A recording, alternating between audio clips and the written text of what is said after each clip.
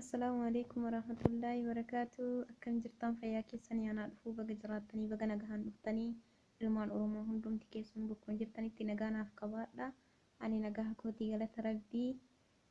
Har'aan tana waan ajaa'ibaatiin qabadhee dhufee wanta baay'ee miti xiqqashuma. Ani Oromoof maali? Ofuma kiyyaaf of gaafachuu dhufe. Ani Oromoodhaaf maali? Ani Oromoodhaaf bu'aas miti, ba'aas miti, qaalis miti, qaanyis miti.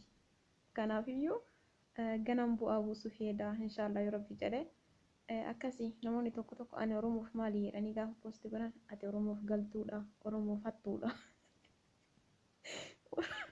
Oromoof salphina, Oromoof homaa miti, Oromoon homaa sirraan qabu ati Oromooyyuu miti wantoota akkasii san namaan jedha namni kan garuu ofan beeka. Kanaafuu annaanillee hin jedhamne ajaa'ibaa wanta akkasii irratti illee poostiin godhu mongoon illeedha.